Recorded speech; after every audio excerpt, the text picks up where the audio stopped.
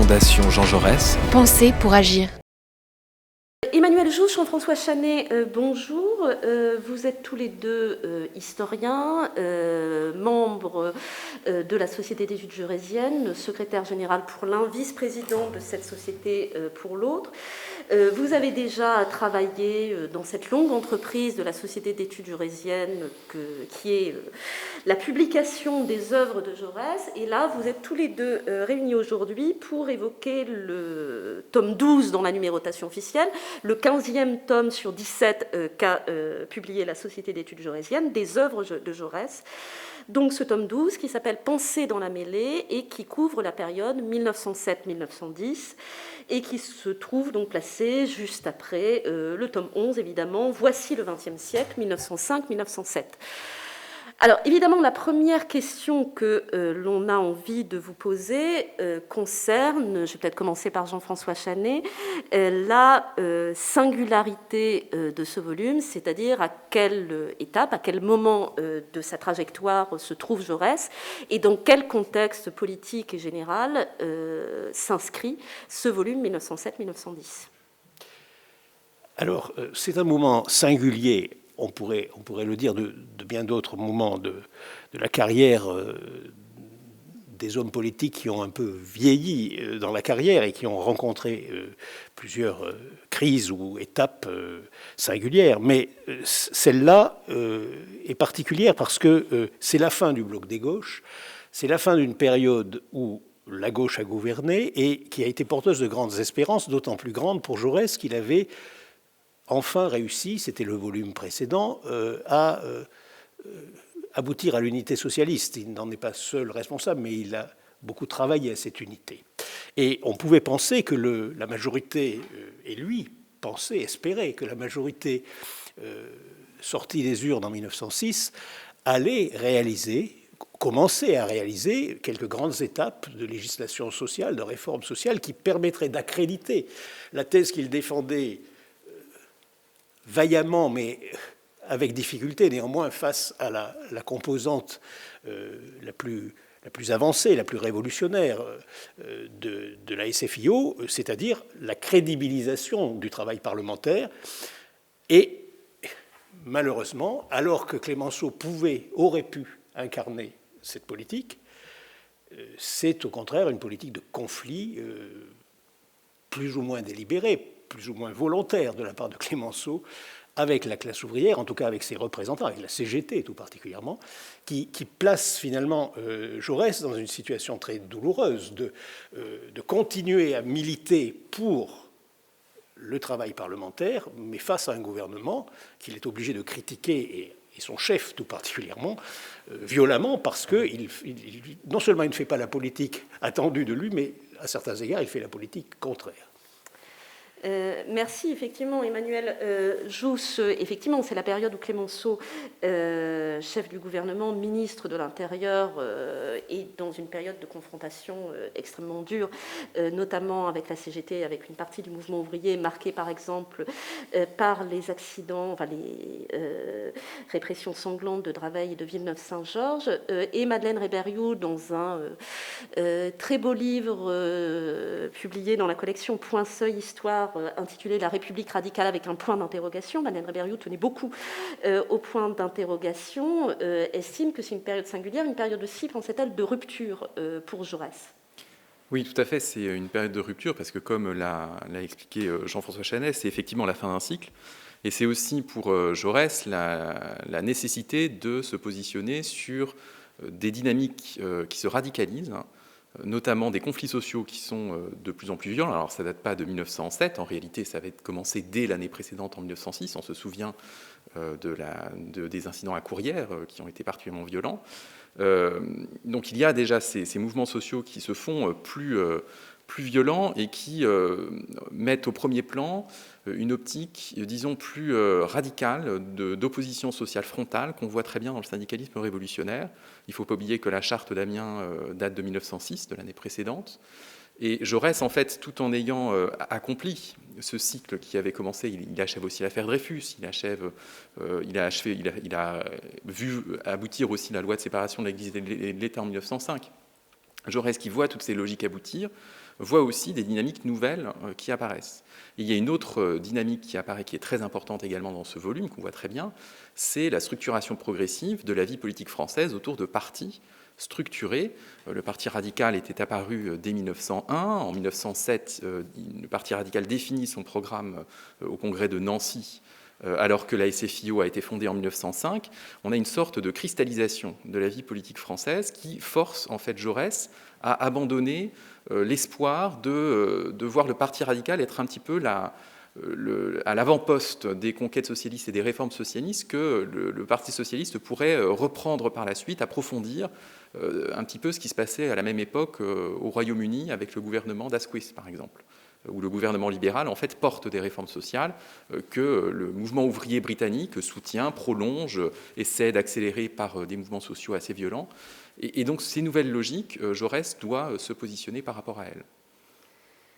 En effet, donc on se trouve placé, enfin Jaurès entre de plein pied, si j'ose dire, dans le XXe siècle, c'est-à-dire dans le XXe siècle des partis, dans le XXe siècle aussi, mais qui est toujours aussi à cet égard le XXIe, de très fortes divisions des gauches et des options de gauche au sens très général du terme, Jean-François Chanet, puisque là, ce dont on vient de parler, on parle de Clémenceau, on parle de la CGT, on parle des agitations, enfin des divisions internes à la SFIO. On est dans un paysage où les gauches qui entrent dans le XXe siècle se trouvent extrêmement divisées. Comment est-ce que Jaurès se situe un petit peu dans ce paysage d'extrême division ? Jaurès a voulu être l'homme de la synthèse. Cette étiquette, d'ailleurs, lui a tellement collé à la peau qu'elle est devenue une sorte de caricature, parce que ce que montre très bien ce volume, c'est que la synthèse, ce n'est pas une sorte de moins-disant des extrêmes et de carrefour où se retrouverait finalement ce qui est compatible avec les positions les plus avancées. C'est quelque chose qui se projette plus loin et qui veut tirer de chaque apport des contradictions même une sorte de force supplémentaire. Et c'est vraiment dans ce débat que Jaurès se trouve pris pendant ces années-là. Il ne va pas jusqu'à une rupture complète et définitive avec les radicaux, parce qu'il sait que pour gouverner, il faudra du temps pour que les socialistes aient une majorité et qu'ils ne pourront pas se passer de la partie la plus à gauche du radicalisme. Il ne veut pas, et c'est pourquoi il réprouve tellement la politique de Clémenceau, il ne veut pas non plus dénoncer l'anarcho-syndicalisme trop vigoureusement, même si ce n'est pas sa pente naturelle qui le porte dans cette direction, bien sûr, on le sait bien. Mais il voudrait convaincre que ce n'est pas par une répression qui contribue à la radicalisation. C'est la stratégie de Clémenceau qui veut isoler les plus extrêmes parce qu'il sait qu'ils ne sont pas représentatifs de la masse ouvrière. La CGT de l'époque, évidemment, ne représente pas dans sa masse et dans sa diversité le monde ouvrier français. Mais ce qui s'y joue pour Jaurès, c'est la possibilité même d'intégrer ce syndicalisme qui se défie des partis. Emmanuel l'a rappelé tout à l'heure, par contraste avec ce qui se passe en Allemagne ou au Royaume-Uni, on a un syndicalisme qui ne veut pas coopérer avec les partis parlementaristes, y compris la SFIO. C'est l'esprit de la charte d'Amiens. Et Jaurès ne désespère pas, c'est sa méthode, toujours, de les ramener finalement dans la compatibilité entre le socialisme et la République. En effet, on a l'impression, enfin, à la fois d'une époque où le rapport au mouvement social est extrêmement présent, on y reviendra, une époque aussi où effectivement les formes de violence et de radicalisation et les interrogations sur violence ouvrière, violence d'État sont extrêmement importantes. Une époque où en effet aussi Jaurès essaie de trouver, non pas, comme Jean-François Chanet l'a bien dit, non pas une improbable synthèse qui serait une espèce de compromis de moins 10 ans, mais vraiment quelque chose qui puisse permettre un dépassement. Il y a un discours, un grand classique qui était attendu dans ce volume et qui permet de voir un petit peu comment se structure cette position jaurésienne, mais cette fois au sein de la SFIO, qui est le long discours que Jaurès prononce au congrès de la SFIO à Toulouse en 1907. Est-ce qu'Emmanuel, vous pouvez revenir un petit peu sur ce discours qui est l'un des moments forts, pas simplement en termes de taille d'ailleurs, de ce volume? Oui, c'est un discours fort, parce qu'en fait, c'est un discours qui est important dans la pensée jaurésienne et également dans les représentations qu'on se fait de la pensée jaurésienne, parce qu'il est associé à l'expression que Jean-François Chanet explicitait tout à l'heure, qui est celle de la synthèse jaurésienne, qu'on associe toujours comme une sorte de point d'accord entre toutes les différentes tendances socialistes qui s'accorderaient dans une sorte de grand mouvement commun. Enfin, on idéalise un petit peu cette synthèse jaurésienne. Mais en réalité, il s'agit moins de cette synthèse, de ce point commun de ce point commun un petit peu large que d'une forme d'acceptation de la rivalité ou du conflit entre des options socialistes qu'on estime nécessaires. C'est-à-dire que Jaurès ne dit pas qu'il faudrait faire une sorte de moyenne entre l'approche des plus réformistes qui acceptent les réformes sociales, et on est au moment où, par exemple, on discute de réformes importantes, notamment la loi sur les retraites ouvrières et paysannes, qui sera votée en avril 1910. Il ne s'agit pas non plus de dire qu'il faut mettre donc, ces réformistes d'accord avec les syndicalistes révolutionnaires, mais comment est-ce qu'on les fait tous cohabiter dans un même ensemble où chacun apporterait sa contribution en fait à la pensée socialiste. Et c'est ça qui est extrêmement important, parce que du coup, ce qu'on appelle la synthèse jaurésienne du discours de Toulouse de 1908 est davantage une sorte d'équilibre toujours très instable, où Jaurès accepte l'idée d'un débat constructif entre des opinions socialistes qui ne sont pas forcément d'accord entre elles. Et ce qui est essentiel dans ce texte, et ce qu'on a voulu aussi montrer dans cette édition critique-là, c'est à quel point le contexte dans lequel le discours est prononcé est important, pour comprendre à quel point en fait Jaurès essaie de trouver un équilibre qu'il estime provisoire entre des options qui sont en train d'émerger. Et en fait, le mot d'ordre qu'il va mettre en avant, c'est celui d'organisation. Il faut que le mouvement ouvrier s'organise, à la fois en s'appuyant sur des efforts législatifs pour faire voter des réformes, mais aussi sur l'horizon révolutionnaire qui est porté par le syndicalisme. Et il faut que par l'organisation, le mouvement ouvrier s'appuie sur l'ensemble de ses forces pour avancer. Voilà. Et en fait, c'est ça qui est important dans ce discours. C'est une sorte de discours de point d'étape en fait, de la stratégie qu'il faudrait suivre pour que le Parti socialiste puisse réaliser toutes ses ambitions. Voilà. Et Jean-François Chanet, vous, le regard que vous portez sur ce discours du Congrès de Toulouse, qui effectivement a servi beaucoup à caricaturer aussi la position de Jaurès comme celle d'une improbable synthèse, alors que Emmanuel, oui, vient de montrer que ce Jaurès-là était beaucoup plus innovant et beaucoup plus, intéressant que les représentations un peu mièvres ou un peu plates qu'on peut en faire quelquefois dans le discours public. Oui, absolument, parce que c'est un Jaurès auquel le souci de la synthèse n'ôte rien de sa combativité. C'est toujours un Jaurès qui essaye d'anticiper. N'oublions jamais qu'il reste à chaque étape et face à toutes les situations un penseur en politique, quelqu'un qui ne se contente pas de la vie politique quotidienne immédiate. Bien sûr, il se montre habile à cela aussi, en tant que parlementaire, en tant qu'autorité parlementaire, puissance oratoire parlementaire. Et c'est là où, au fond, Péguy, qui s'est éloigné de lui depuis la fondation de la SFIO, est injuste avec lui parce qu'il le réduit à cela. Il le réduit à quelqu'un qui finalement trahit un idéal. Et on voit bien que dans les plus grandes difficultés à tenir une position qui est une position pacifique, évidemment, on va revenir peut-être sur le pacifisme de Jaurès par rapport à la situation internationale, mais à cette époque-là, c'est surtout la guerre sociale qui fait rage, et l'expression, évidemment, accourt. sur ce plan-là aussi, Jaurès est un pacificateur parce qu'il veut arriver à canaliser les forces de violence, elles existent, mais selon une méthode qui les fait concourir, comme l'a expliqué très bien Emmanuel, qui les fait concourir à quelque chose qui dépasse les identités différentes, toutes nécessaires, à la conquête du pouvoir par les socialistes, mais par la voie démocratique. Ça reste quand même son horizon. Alors, effectivement, et dans cette atmosphère que Jean-François Chanet vient très bien décrire, une atmosphère, encore une fois, effectivement, où le terme de guerre sociale, pour une fois, n'est pas impropre dans ces questions d'anticipation, d'organisation, il y a un acteur ou une actrice à laquelle Jaurès se trouve à cette période directement confrontée, qui est la question du syndicalisme révolutionnaire et de la grève générale.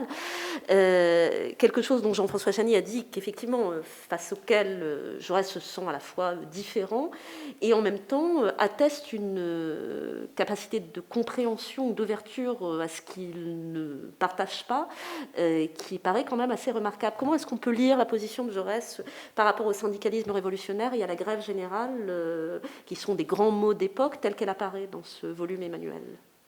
Je pense que Jaurès ne peut jamais, mais ça vaut envers le syndicalisme révolutionnaire, ça vaut aussi pour les positions antimilitaristes de Gustave Hervé, ne peut jamais se départir d'une forme de...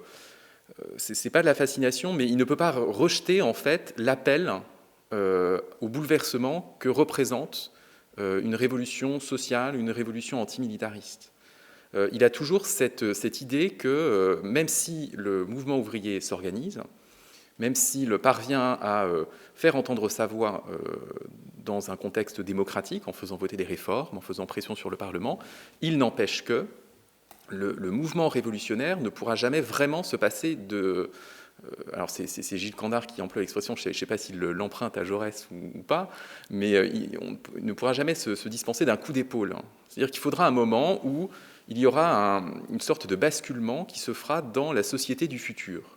Et Jaurès a d'ailleurs une image qui est très belle, où en fait il compare la société à une forme de navire qui franchirait l'équateur, et où il explique qu'il arrivera un moment où on se rendra compte qu'on a franchi la ligne imaginaire et qu'on a basculé dans une forme autre de société.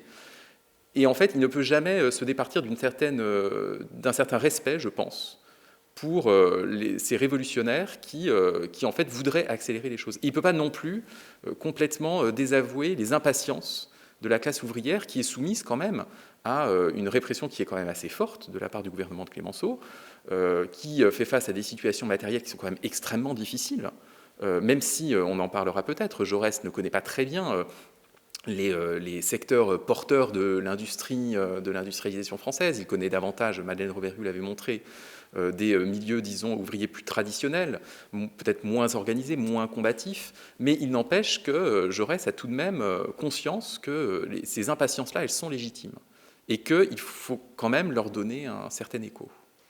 Alors effectivement, Emmanuel Jouche le disait, ces impatiences, elles s'expriment, et effectivement, cette difficulté permanente, cette précarité, on dirait aujourd'hui permanente des vies ouvrières, elle s'exprime dans un certain nombre de conflits sociaux mémorables que le volume restitue en partie. Alors effectivement, qui ne sont pas encore les conflits sociaux de la grande industrie tels qu'on pourra l'imaginer, taylorisés tels qu'on pourra l'imaginer dans l'entre-deux-guerres, mais qui sont malgré tout des conflits sociaux marquants, alors marquants aussi quelquefois par la violence de la répression qui s'ensuit.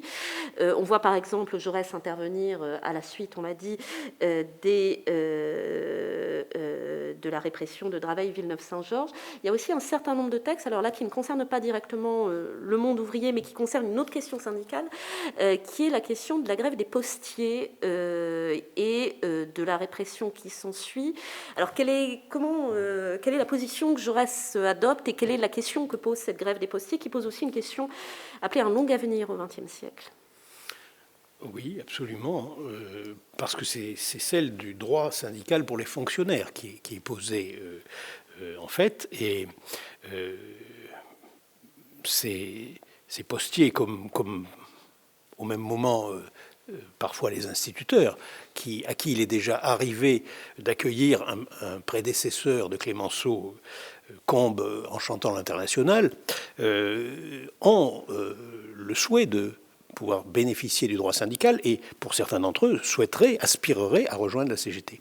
Donc ça, là-dessus, comme sur d'autres sujets, Clémenceau se montre inflexible, tout en sachant habilement jouer d'une certaines formes de dialogue maintenu jusqu'à la position de fermeté finale dont il fait preuve, mais qui aura laissé les acteurs espérer tout de même des concessions.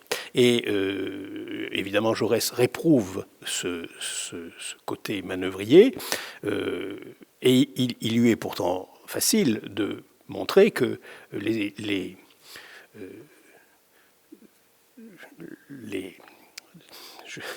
je cherche le terme ils sont exclus. Il y a un terme précis pour révoquer.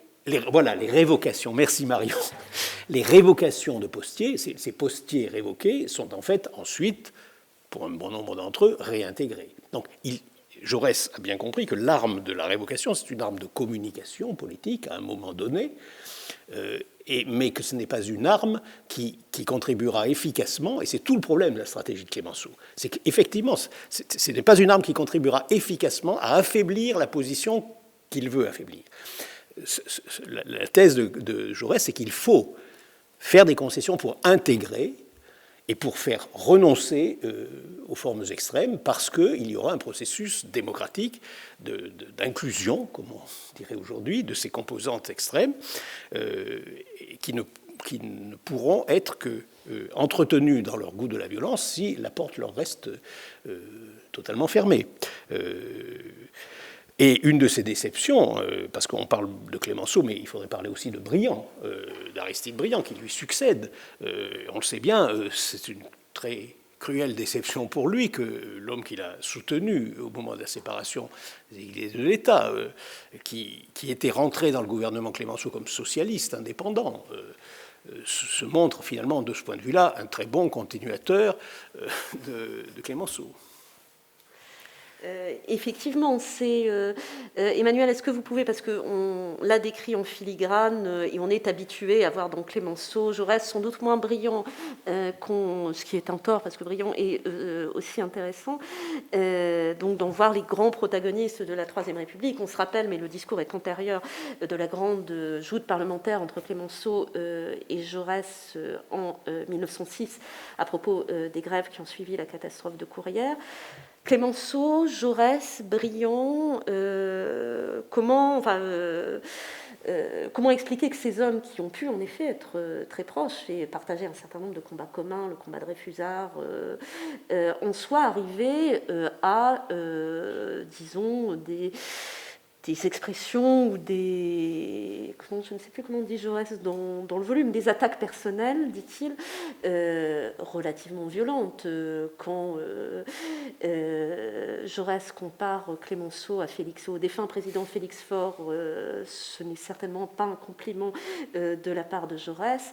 Et on sait aussi que les attaques de Jaurès contre Briand, le fameux pas vous, pas ça, sont extrêmement importantes. Donc qu'est-ce qui s'est passé? Comment les trois hommes ont-ils évolué pour que la déchirure soit à ce point visiblement présente? Et d'ailleurs, est-elle à ce point irrémédiable, ou est-ce qu'il y a le poids de ces attaques personnelles que Jaurès souligne à plusieurs reprises dans le volume, tout en disant qu'il ne veut pas y participer, mais en y participant un petit peu quand même? Comment est-ce que tout ça se présente?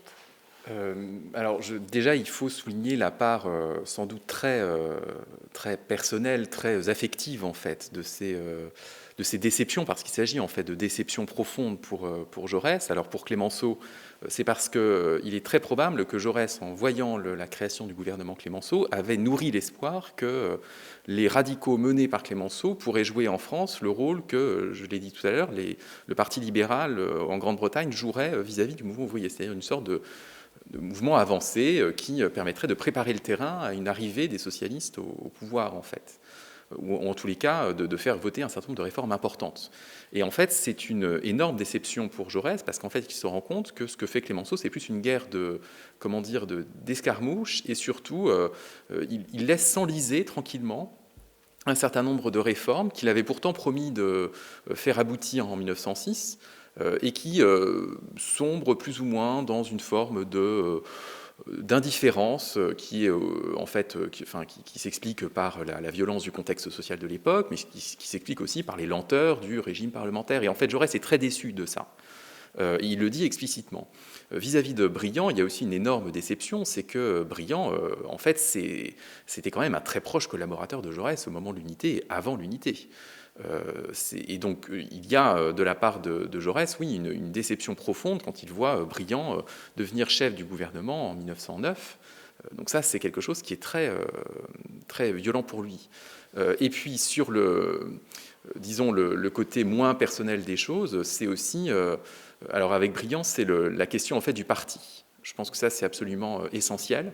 C'est qu'en fait, Aristide Briand, même si il a été socialiste convaincu, il a défendu l'idée de la grève générale à la fin, dans les années 1890, mais Aristide Briand ne souhaite pas s'engager dans un parti hiérarchisé, enfin qu'il estime hiérarchisé comme la SFIO. Il n'est pas le seul. Hein. Il y a Aristide Briand, il y a René Viviani également qui est dans le même cas, et qui fonderont leur propre parti en 1911 d'ailleurs. Et là, en fait, il y a une différence en fait, d'approche sur la façon dont le mouvement socialiste doit être porté dans la vie démocratique du pays.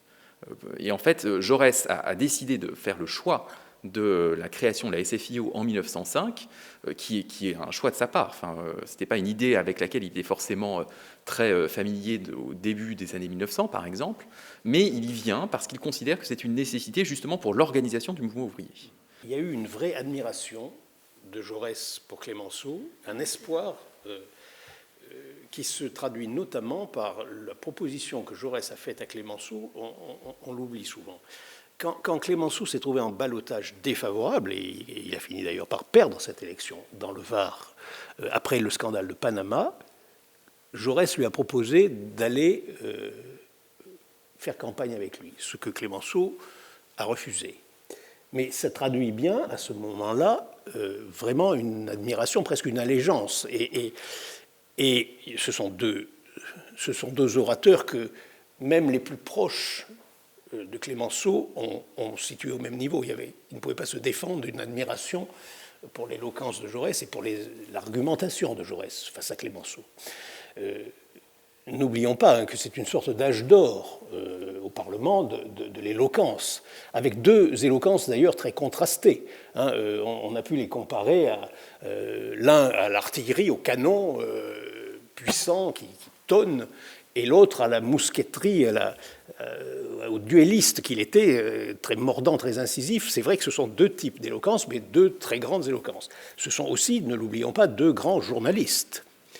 Et d'ailleurs, au moment de la chute de Clémenceau, Jaurès lui dit, au fond, vous n'avez gouverné que comme un journaliste qui sentait les situations, qui faisait des coups, qui sentait très bien l'opinion publique, mais pas, effectivement, avec cette hauteur de vue de la société de l'avenir. Parce que ce que dit Emmanuel sur la construction du socialisme, ça correspond effectivement à une vision de la société future et aussi de l'international. Le nom du parti dit bien ce qu'il veut dire, c'est la section française de l'Internationale ouvrière. Et Clémenceau est très éloigné de ce type de vision. Non, je trouve que c'est extrêmement intéressant ce que vous venez de souligner tous les deux, c'est-à-dire qu'on voit bien que, à la fois un Jaurès humain est touché, et ça se sent d'ailleurs à plusieurs reprises dans ce volume, touché par des déceptions personnelles ou par des attaques personnelles, ce qui est au moins le mérite de rappeler que Jaurès n'est pas un dieu, même s'il a été panthéonisé, et qu'il était un être humain. Mais on sent bien aussi que... avec ces déceptions, acrimonie, admiration déçue, il y a véritablement des choses qui font que les deux zones, notamment Jaurès et Clémenceau, divergent. C'est d'une part le rapport à la structuration, à l'organisation, c'est-à-dire le rapport au parti, d'une certaine manière, oui, le rapport à ce qui sera quand même la forme majeure du XXe siècle, au sens où Jaurès pense qu'effectivement l'avenir, au moins l'avenir, s'inscrira dans des formes d'organisation, ce que visiblement Clémenceau, qui continue à fonctionner effectivement comme un électron libre, y compris au sein du Parti radical, où il n'évoluera que quelques mois. Je trouve qu'il y a aussi une deuxième différence majeure qui apparaît dans ce que vous dites, c'est que, pour reprendre des discussions présentes par exemple dans le livre de Cyril Lemieux et Bruno Carsanti, Socialisme et sociologie, c'est-à-dire que Clémenceau reste un vrai libéral au sens quelqu'un qui estime que, qui est attaché avant tout à l'individualisme, alors que Jaurès a une lecture sociologique au sens où une lecture de la société comme un ensemble, à la fois de la société du présent, mais également de la société du futur. Et là, on le sent bien d'ailleurs dans un certain nombre de discours, qu'on est face à deux manières d'appréhender l'individu et l'individu en société qui sont en effet difficilement conciliables et qui peuvent aussi expliquer qu'effectivement le rapport aux réformes, par exemple, n'est pas la même chose. Et on voit bien qu'en effet, ce que Jaurès reproche à Clémenceau, c'est pour finir, c'est assez frappant, oui, j'ai bien aimé la formule d'être resté un journaliste ou un polémiste fonctionnant par coups, mais assez peu intéressé pour finir par la construction de réformes faisant bouger l'ensemble de la société. Oui, parce que, étant donné que, en fait, dans les mouvements sociaux, par exemple, ce que Clémenceau voit, ce sont essentiellement des atteintes à l'ordre, en fait. Et donc, il a aussi cette politique de répression assez forte, hein, alors que Jaurès, lui, a toujours dans l'idée que ces mouvements sociaux veulent dire quelque chose. Que ce n'est pas, qu'il ne s'agit pas que d'atteinte à l'ordre, mais qu'en fait, ça dit aussi quelque chose d'espoir ou d'attente des classes populaires ou de la classe ouvrière à d'autres formes de société. Et qu'il faut aussi donner leur place à ces attentes. Et il faut y répondre. Et en fait, c'est aussi sur cette perspective-là qu'ils diffèrent assez tous les deux. Oui, non, tout à fait. Donc, on a vu bien, en effet, que c'est aussi ce qui est intéressant, c'est-à-dire que se manifeste ici des rapports au mouvement social, des rapports à l'organisation politique qui sont en train de profondément diverger et qui posent effectivement la question de savoir si leurs divergences se continuent ou s'ils peuvent de nouveau converger. Bon, une grande question pour les gauches dans tout le reste du XXe siècle. Il y a aussi des points, malgré tout, où ces différentes gauches se retrouvent et peuvent se retrouver, et où Jaurès se manifeste aussi. Je pense à l'autre grand passage obligé de se penser dans la mêlée, qui est revenu en plus un peu dans l'actualité, dans une actualité tragique il y a quelques mois, qui est le grand discours que Jaurès prononce pour la laïque en 1910. Emmanuel, est-ce que vous voulez revenir sur le contexte un petit peu de ce discours qui est souvent mentionné par le biais de quelques aphorismes, mais qui est rarement lu, et c'est dommage, dans son intégralité, dans tout ce que recèle ce discours? C'est un discours qui est extrêmement dense, parfois technique en fait, et qui en fait prend sa source dans la question des manuels scolaires, et en particulier sur le fait que l'enseignement privé catholique publiait des manuels qui étaient très hostiles en fait à l'histoire de la République française telle que la majorité parlementaire, disons les parlementaires, voulaient que l'école laïque puisse l'enseigner en fait. Et il y avait une controverse autour de ces manuels, et c'est là-dessus en fait que Jaurès a prononcé ce discours. Et un discours qui est aussi, et donc du coup qui pose justement cette question de la laïcité. Mais il y a aussi un versant qui est très technique, qui est lié au fait que Jaurès maîtrise extrêmement bien tous les arguments de ses adversaires. Tous les arguments du modernisme, tous les arguments du néotomisme, donc de tous les courants intellectuels de l'Église, en fait, il les a lus manifestement, et il les connaît très bien. Et du coup, c'est un discours qui est extrêmement riche et compliqué, qui ne se réduit pas seulement aux aphorismes dont on parlait. Alors effectivement, qu'est-ce que Emmanuel Jousse a bien souligné effectivement la complexité, la richesse de ce discours. Qu'est-ce que quel est le but dans ce contexte-là de ce discours pour Jaurès? Qu'est-ce qu'il veut avant tout porter comme argumentation? Il me semble qu'il y a deux grandes directions dans lesquelles il va. Il y a de grands thèmes, de grands fils conducteurs qu'il ne faut pas hésiter à tirer jusqu'à nos jours pour les lecteurs qui vont avoir ce livre entre les mains. Il y a l'idée qu'on n'en a pas fini avec la laïcité parce qu'on a fait la séparation des Églises et de l'État.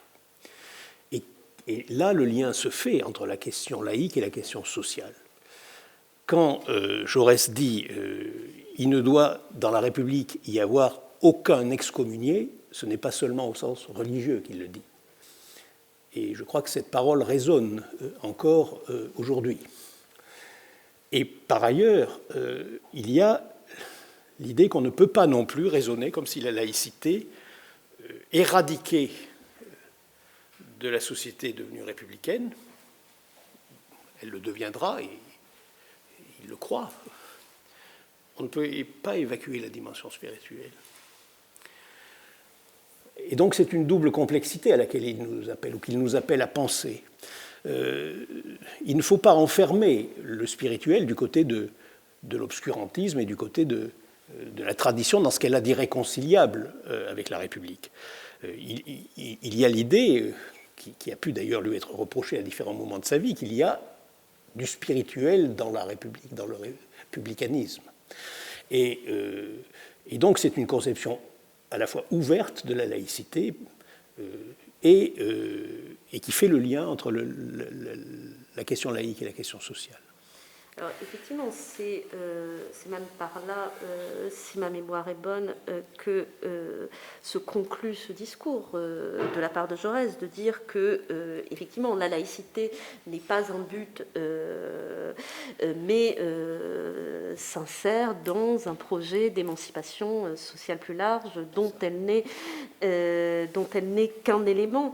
Alors effectivement, Emmanuel Jousse, c'est un discours qui a été beaucoup de nouveau mentionné il y a quelques semaines, il y a quelques mois, au moment de l'assassinat de Samuel Paty.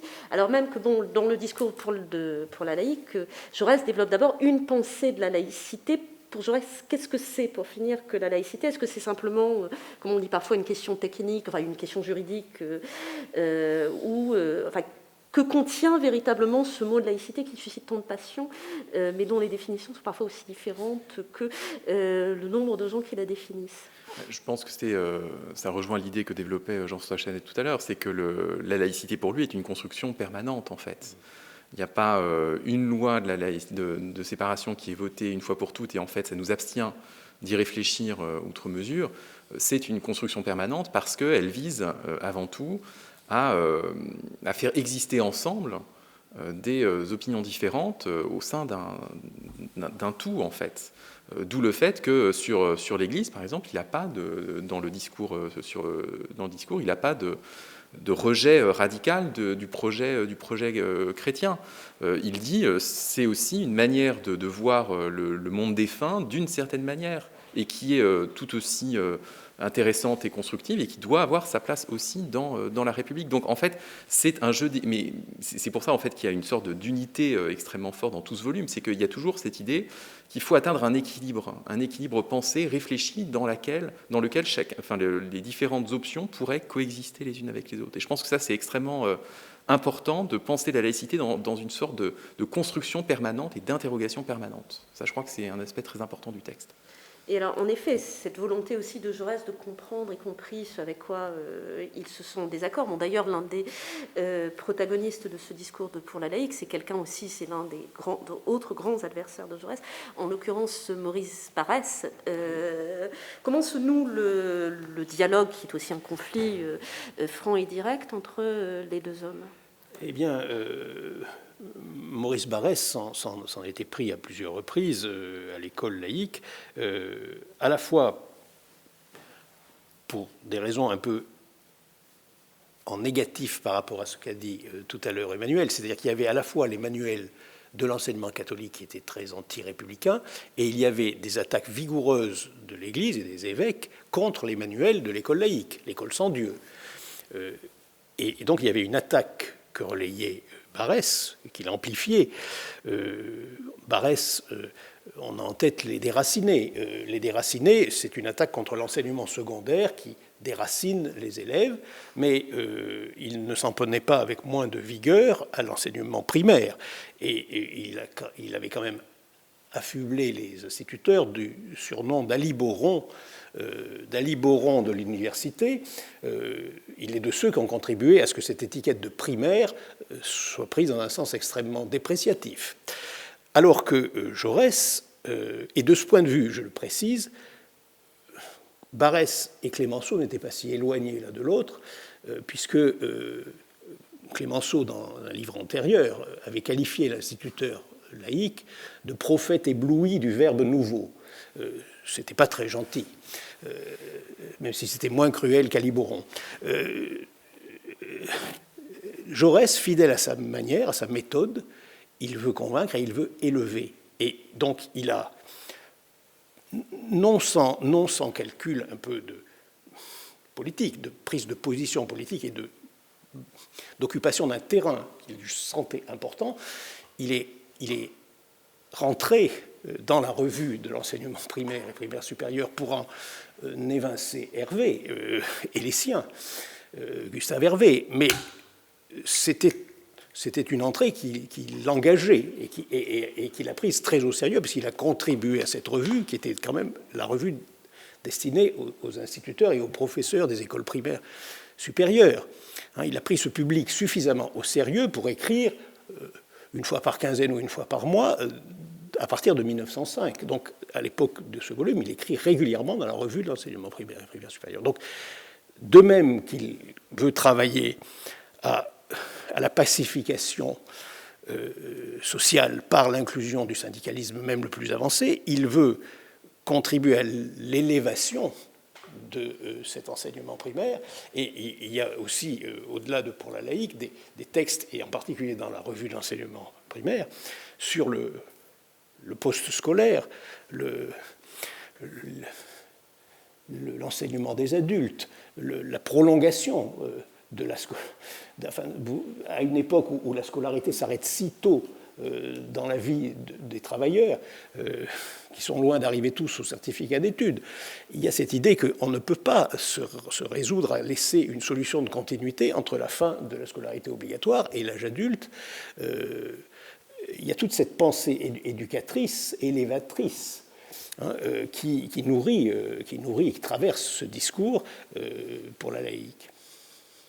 Oui, il y a donc cette idée, je ne me rappelle plus, ça va revenir, qui avait prononcé, il y a vraiment l'idée d'un socialisme d'éducation, c'est-à-dire que l'éducation se confond aussi avec une part de la mission socialiste.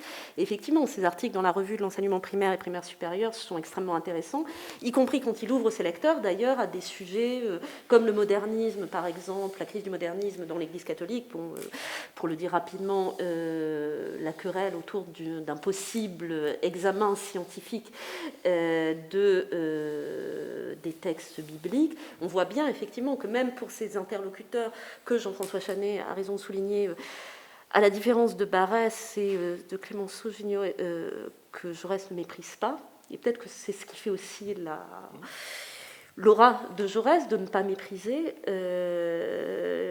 Il y a la volonté d'ouvrir ces lecteurs de la revue de l'enseignement primaire et primaire supérieur à différents sujets. On l'a dit sur le modernisme, aussi parce que Jaurès ne vit pas simplement dans le cadre français, dans le cadre des retraites ouvrières et paysannes de Clémenceau et de la laïque, aussi les ouvrir à des problématiques internationales sur lesquelles Jaurès revient souvent. Alors certes, vous le dites dans le chapitre consacré à ces questions internationales, c'est une période un peu... Enfin, on est avant la seconde crise marocaine, avant, évidemment, les guerres balkaniques et la marche à la guerre. On est après la révolution russe et la première crise marocaine, donc c'est un petit peu une période... un tout petit peu plus calme dans les relations internationales. Comment est-ce que Jaurès voit les relations internationales à cette période ? Qu'est-ce qui l'intéresse, pour commencer, dans cette période ? Alors là, c'est un peu la même, mais c'est pour ça aussi que ça fournit une sorte d'unité au sein du volume, c'est qu'on est dans une sorte de période d'entre-deux, comme vous l'avez dit, où on est entre la guerre russo-japonaise, la révolution russe de 1905, et puis la période des grandes crises marocaines, et puis ensuite des guerres balkaniques. Et en fait, Jaurès travaille deux thèmes qui sont fondamentaux. Le premier thème, c'est la recherche de la paix, mais qui ne passe pas encore, et c'est assez intéressant, forcément par l'action de l'international. D'ailleurs, il parle plus de l'arbitrage, donc l'idée qu'il faudrait mettre en place une cour d'arbitrage international pour régler les conflits, c'est ce qui avait été proposé à la conférence internationale de La Haye en 1907. Donc il est plutôt attentif à ces éléments-là. Il est attentif, deuxième chose, à tout ce qu'il considère comme étant des forces possibles de guerre. Et donc c'est pour ça qu'il est tellement attentif à l'actualité marocaine en particulier, alors qu'il n'est pas abordé tellement dans ce volume-là, puisqu'en fait il est beaucoup plus abordé dans le volume 17 des œuvres intitulées « Le pluralisme culturel ». Et il y a également une troisième dimension qui est très importante, c'est la façon dont l'étranger, l'international, peut inspirer le mouvement socialiste. Donc il observe avec beaucoup d'attention ce qui se passe au Royaume-Uni, donc les réformes qui sont adoptées par le gouvernement libéral, le mouvement social britannique également. Il est aussi très attentif à ce qui se passe en Allemagne, la façon dont le mouvement social-démocrate le SPD devient le parti le plus important de l'Empire allemand. Il est très attentif aussi aux menées démocratiques qui ont lieu en Espagne et au Portugal au même moment. Il est très attentif aux volontés de réforme de l'Empire ottoman avec le mouvement jeune turc. Donc en fait, il essaye de capter tout ce qui, à l'échelle internationale, peut montrer qu'il y a une tendance vers une sorte de socialisme qui toucherait l'ensemble des pays modernes, en fait. Alors, effectivement, Jean-François Chalet, en même temps, Emmanuel Jousse vient de souligner, Jaurès, pour finir, de l'arbitrage est moins ancré dans la deuxième internationale, ce qui évidemment surprend quand on connaît, on ne devrait jamais faire ça, mais la suite de l'histoire et l'engagement, effectivement, dans les années qui vont suivre, de Jaurès dans la deuxième internationale et dans la lutte contre la guerre. Comment est-ce qu'on peut expliquer cette période d'entre-deux, en quelque sorte, alors même que l'international est évidemment déjà en œuvre? Je pense qu'il faut, pour le coup, avoir en tête que ce qui va suivre immédiatement, en 1910, on va avoir un des points culminants de la pensée, de l'œuvre de Jaurès, qui est l'Armée nouvelle. Et bien sûr, c'est le résultat d'une assez longue maturation. On ne peut pas dire que soit absent de son esprit à ce moment-là la question notamment du service militaire, qui a été, comme on dit, universalisé par la loi de 1905 et qui entre donc en application. C'est tout un travail parce que Jaurès est un travailleur de la durée finalement, dont le travail aboutit parfois plusieurs années après le commencement de ses réflexions et de ses études. Et cette question de la patrie et de l'internationalisme, il voit bien, par exemple, en 1907, que des soldats se mutinent au moment de réprimer, comme on le leur demande, les troubles des viticulteurs causés par les viticulteurs du Midi en révolte, eh bien, le 17e régiment d'infanterie de Béziers se mutine par solidarité avec des frères et des cousins vignerons qui protestent contre la situation qui leur est faite. L'idée que l'universalisation du service militaire fait porter finalement sur la jeunesse des travailleurs une responsabilité en termes de répression, puisque l'armée est utilisée dans la répression des luttes, oblige à penser ce lien entre le service de la patrie, l'impôt du sang, et l'internationalisme. Donc ce travail va aboutir à l'idée qu'il n'y a pas de contradiction entre les deux. Et là encore, ce n'est pas la synthèse moyenne, c'est une véritable pensée de la compatibilité entre un patriotisme universaliste, qui reste universaliste, qui l'est essentiellement, et l'internationalisme. Et de ce point de vue, évidemment, Jaurès ne cherche jamais à s'écarter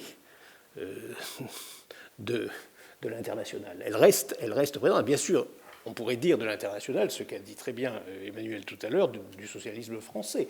Il est divisé, elle l'est aussi. La social-démocratie allemande, bien sûr, également. Donc qu'il se retrouve plutôt du côté de certains que d'autres, c'est naturel. Mais ce sont des années où Muri aussi, je crois, et là je parle sous le contrôle d'Emmanuel qui connaît cela bien mieux que moi, il garde confiance dans la social-démocratie allemande comme capable, le moment venu, parce qu'elle est puissante, d'être une force de paix qui contribuera à la paix, d'un instrument de pacification dans l'éventualité de la montée d'une menace franco-allemande. Et ça, c'est une des choses que les nationalistes français, mais même y compris Clémenceau, lui reprocheront par la suite d'avoir cette crédulité de penser qu'ils sont d'abord socialistes puis allemands, alors qu'ils sont d'abord allemands et ensuite socialistes.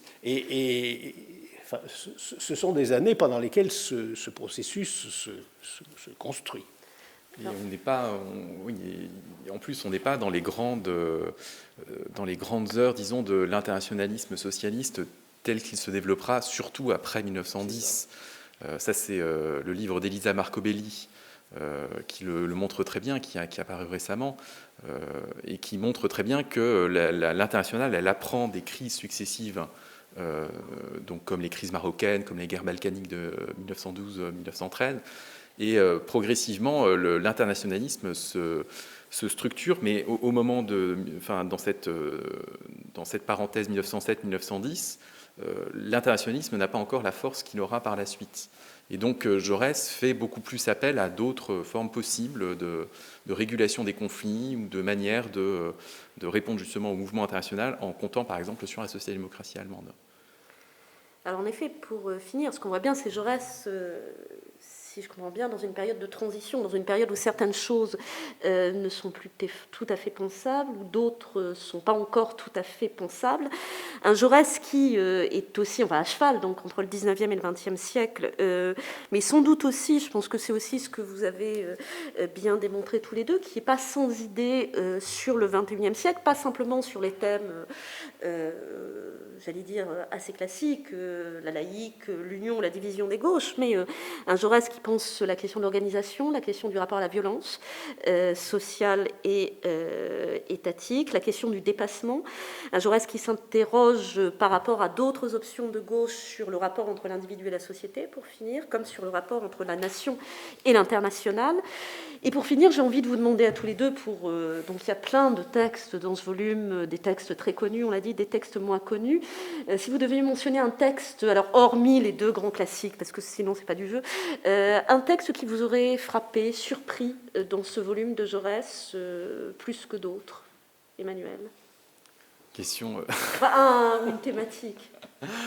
La thématique, moi, ce qui m'a beaucoup surpris, étonné, c'est de constater à quel point Jaurès est ouvert en fait à la multiplicité et la complexité du débat intellectuel et social. Ça, c'est vraiment frappant. C'est que Jaurès ne pense pas avec des œillères ou ne pense pas dans un couloir qui lui serait attribué. Il regarde vraiment partout. Et on le voit très bien d'ailleurs dans la façon dont il surveille l'actualité internationale un petit peu comme le lait sur le feu, mais ce n'est pas seulement parce qu'il craint l'orage qui s'annonce, mais c'est aussi surtout parce qu'il est vraiment à l'affût de toutes les manifestations intellectuelles ou sociales qui pourraient montrer que la société à laquelle il aspire est en train d'émerger. Et ça, je trouve que c'est quelque chose qui est vraiment... Alors ça traverse, c'est pas un texte en particulier, ça traverse en réalité beaucoup des textes qui ont été choisis ici, mais je pense que c'est vraiment un des aspects les plus marquants de ce volume. Et qu'est-ce qui vous a frappé, surpris dans ce volume? Alors, moi, plutôt qu'un texte en particulier, ce que je retiendrai, et d'ailleurs, soyons justes, ce n'est pas exclusivement dans ce volume, mais c'est cette capacité, à partir du moment où il est en position de jouer de différents registres, celui du long discours, soit en congrès socialiste, soit à la tribune de la Chambre, celui de l'éditorial dans l'Humanité, celui d'un article destiné à des instituteurs. Ces différents registres lui permettent de toucher un très large public, et ça doit nous faire réfléchir, ça devrait, je souhaiterais que ça fasse réfléchir ceux qui aujourd'hui veulent parler aux Français. Il n'y a pas une manière qui serait la moins disante de parler aux Français. Il y a une manière qui les élève tous, qui les prend tous au sérieux et qui porte l'argumentation à des niveaux d'élaboration qui entraînent, qui ont un pouvoir entraînant. Et voilà ce que j'aimerais voir retenu non seulement de l'éloquence de Jaurès, mais de sa capacité d'argumenter, même dans un format assez bref. C'est une manière de prendre le public, l'auditeur ou le lecteur au sérieux. Oui, d'en respecter la dignité, ce qui pour finir va très bien avec Jaurès. Donc je rappelle le tome 12, Pensées dans la mêlée 1907-1910, Jean-François Chanet, Emmanuel Jousse, donc qui fait suite au tome 11 édité par Vincent Duclerc, Voici le XXe siècle, et qui prélude, nous espérons dans pas trop longtemps, les tomes 14 et 15 qui sont ceux, mais pas seulement, de la marche à la guerre. Fondation Jean Jaurès. Penser pour agir.